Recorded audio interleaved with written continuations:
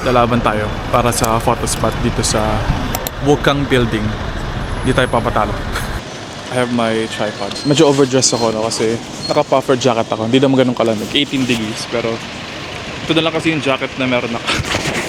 Okay, tara. Makipaglaban tayo sa mga turista. Para makapag-picture. Ito ang aking current setup, guys. See, ito lang ako sa may side. And may nakuha na akong magandang picture pero more options. Diba? Hindi ako nakakasagawal kasi nasa gilid ako ng poste. Success ang ating pakipagbardagulan sa mga turista with the use of my tripod. Sobrang helpful nitong tripod. Saka hindi siya ganun ka hindi siya pilay ganun. Hindi siya lumpo kahit mahangin. Medyo mabigat yung phone ko kaya very good sa itong tripod na to. Andito pala ako sa Wukang Road, hindi ko pala nasabi kanina.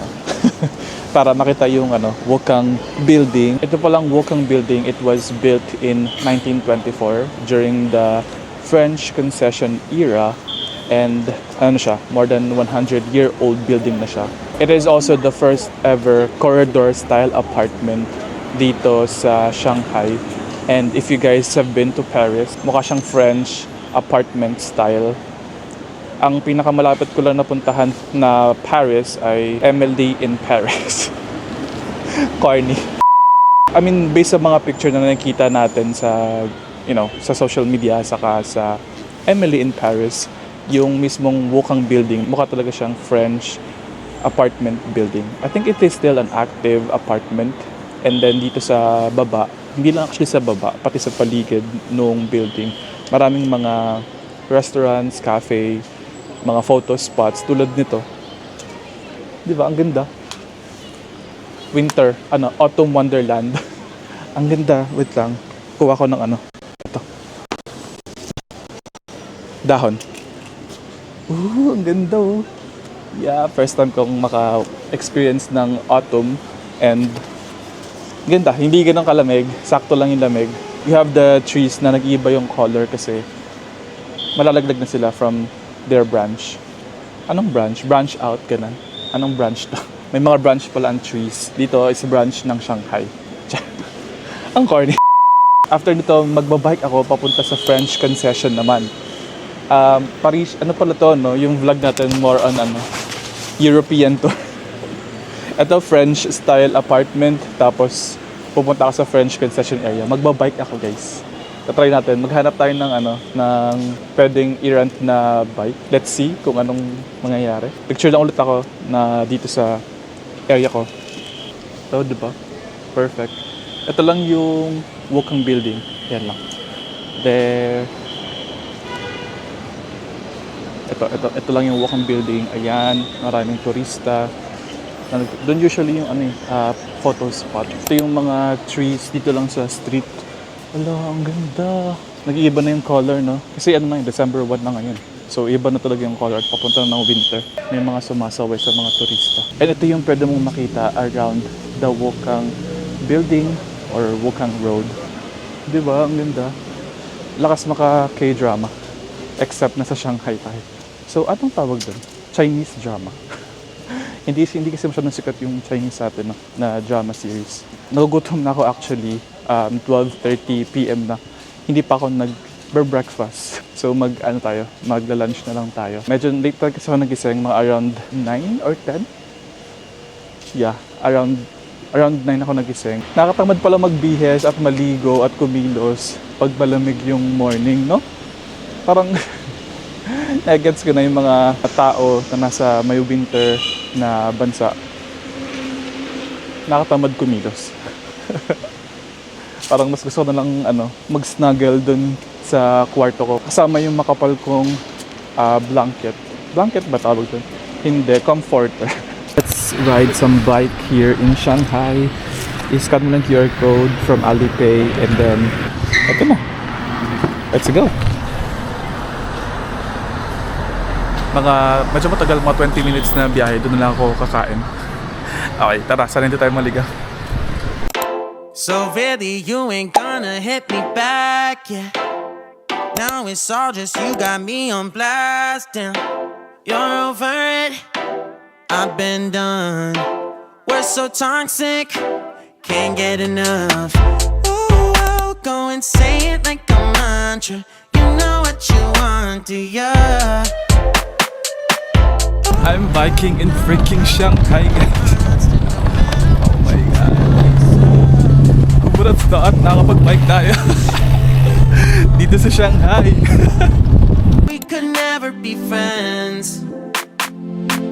I hear you just thought we could, but we could never be friends. We could never be friends. We could never be friends. We could never, we could never, we could never be friends. You feel a type of way, well that's fantastic. Nothing to something and now it's drastic. Don't tell your friends we're so done. It never ends. You having fun? Oh, I'll go and say it like a mantra. You know what you want, do ya? Oh hell no, I won't play the monster. No matter what you tell yourself. I should have known that we could never be friends. I hear you just thought we could, but we could never be friends. We could never be friends. We could never be friends. We could never be friends.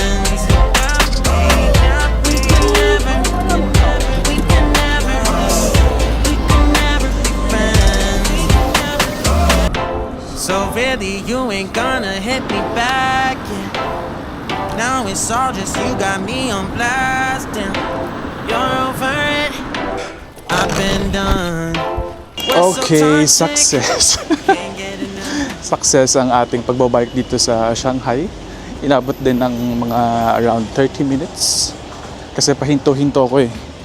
Chinecheck ko yung mapa and nagte-take ng videos sa phone.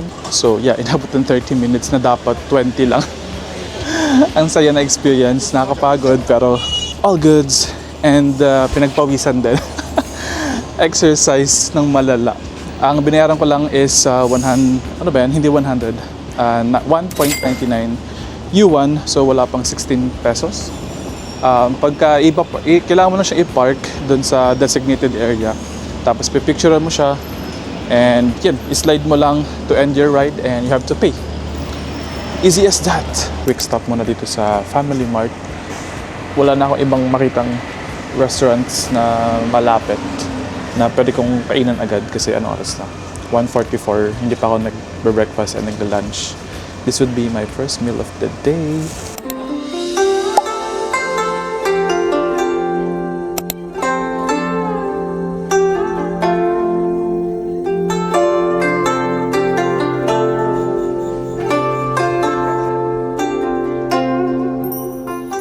Yung binabike pala natin guys kanina, yun na pala yung French concession area. And that includes yung Wukang building and the Wukang road. So, malaki pala yung French concession area, no? Akala ko like specific area lang. Sobrang laki pala nung sakop niya, no? So, yung French concession area, it was governed by French noong mid-1800 to 1940s. So, ang ibig sabihin nun is they have their own rules, they have their own regulations. So, yung rules and laws and regulations ng China, or specifically sa Shanghai, hindi applicable within the French concession area. Kung ano yung law and regulation ng France, yun yung applicable dun sa area ng French concession. Amazing, no? 随我浪迹一生，雨纷纷，旧故里草木深，我听闻。 Next up, Duolon Road. Duolon ba or Dowloon Road?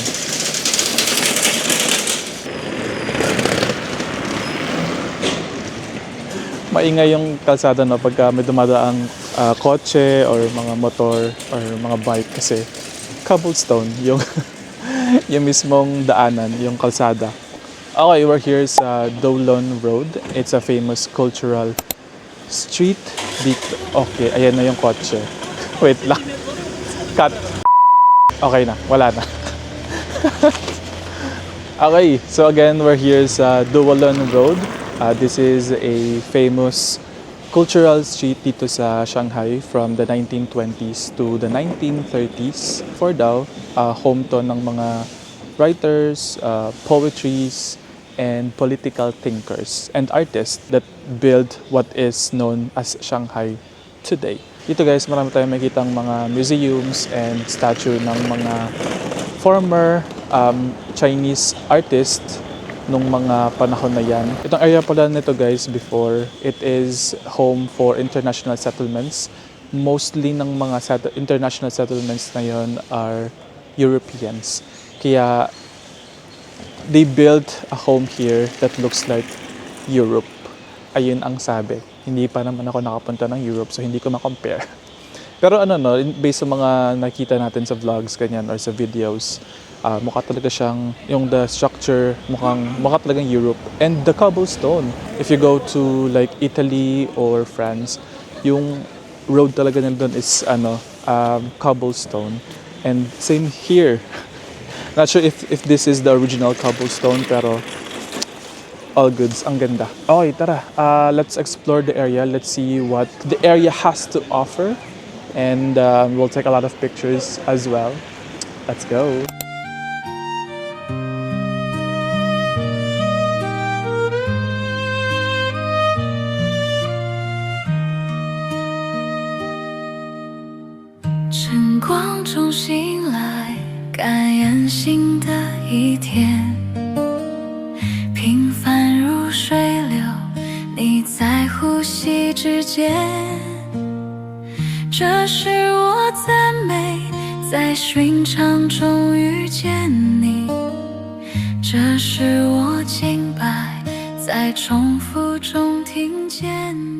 I think we're done here sa Dolon Road. If you guys are going here, make sure na tahimik lang kayo, no? Kasi it's still a residential area. May mga locals talaga nakatira. So, yeah, make sure lang na observe silence.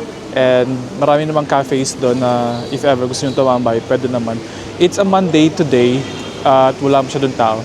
Parang iilan lang kaming turista na nandun. And paglabas nyo dito sa isang side ng Dolon Road, puro local yung mga nandito. Hindi ko ma-distinguish yung mga local tourists. Pero in terms of foreign tourists, halos, actually ako lang. Nakikita nyo ba sa paligid? Ako lang yung nandito. Medyo malayo na kasi siya sa sa Nanjing Road, saka sa The Bund. Like talagang outskirts siya ng mga 30 minutes, 20 to 30 minutes from Nanjing Road or The Bund, itong Dolon Road. Mostly dito mga locals talaga. Yeah, I think that's it for this tourist spot. We'll go to our next one. Sasakay tayo ng ferry. Pero it's a public ferry, no? Parang 2 yuan lang daw yung pamasahe. 2 or 3 yuan. Okay guys, our next and last stop for our Shanghai trip. I can't believe last na to. We're gonna ride a public ferry from here sa The Bund area, patawid dun sa kabila via Wangpu River. Ang tawag dun sa kabila pala is Pudong area or sa Lujiazhu. Diba? Hindi ko pa kabisado yung mga name. Nagdidi lang ako from Dualong Road papunta dito. Nasa 18 yuan lang. So, very convenient. Napakamura. Kaya nagdidi na ako kasi it can save me a lot of time. So, andun ako sa may terminal.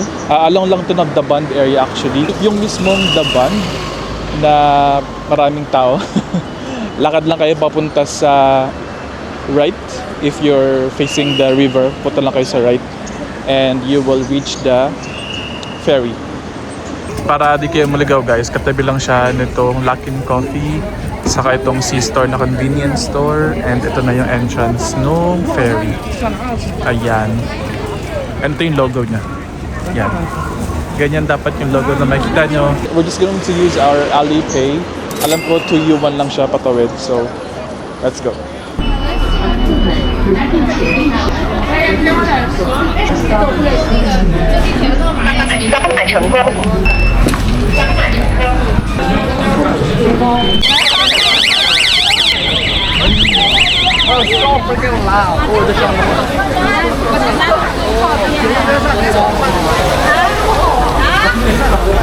IP 在上海，上海，你也在上海，上海，我也在上海，上海。如果不爱，请不要伤害。Oh baby, ooh, shine like diamond，是小网红，还是外物？我是小地方来的小伙子，第一次来大都市，但我浑身穿的都牌子，可我买不起房子，讲话不得应。 Wow, ini Oriental Pearl Tower. 先会亮。 Kita mo? 你跟我说亮亮了，那不是，那是啥？ Yun, yung parang sabi mo 我 spaceship. 地方。 Ayun na, sige. Oh! Nakita nyo? Nakita mo? Umilaw. Ayun! OA, yung reaction. Yun na yun. Andun yung kabila yung mga blue. Okay, we're done. What a nice experience. Nasakto natin na umilaw yung mga building ng 6 p.m. Cute! Actually, babalik lang din ako dito. Kasi wala naman akong pupuntahan dito sa area na to. Gusto ko nang ulit ito ng The Bund. So, ikot lang ako. Babayad lang ulit ako ng 2 yuan. Yun ang talaga yung gusto ko, yung ferry na experience. Okay, dito lang ulit tayo. Katabi lang. Kung nakita niyo pala guys kanina, not sure if nakita nyo. Sana nakita nyo, no? Ang ginamit ko lang is yung bus. Ay! Alipay. Yung transport and bus, hindi metro. Dapat bus. 指纹高哪个？我好了，我这个指纹。